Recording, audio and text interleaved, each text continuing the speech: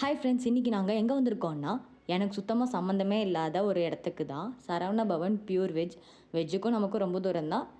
இருந்தாலும் ஒரு நாள் ட்ரை பண்ணலாமேன்னு தான் வந்தோம். இது எங்கே லொக்கேட் ஆகிருக்குன்னா Salem to Bangalore bypass tollgate கிட்ட லொக்கேட் ஆகிருக்கு.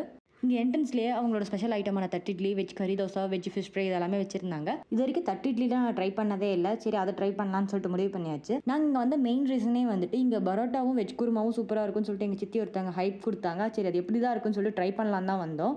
பட் அவங்க கொடுத்த ஹைப் மாதிரி அது வேறு லெவலில் இருந்துச்சு. இந்த வெஜ் குருமாவும் அந்த பரோட்டாவோட சாஃப்ட்னஸ் எல்லாமே சூப்பராக இருந்துச்சு.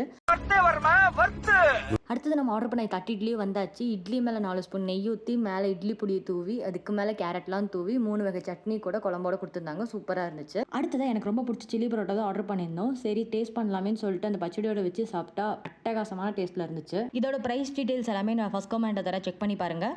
நம்ம சேனல் நிறைய பேர் சப்ஸ்கிரைப் பண்ணாமல் பார்த்துட்டு இருக்கீங்க, அப்படியே சப்ஸ்கிரைப் பண்ணிக்கோங்க.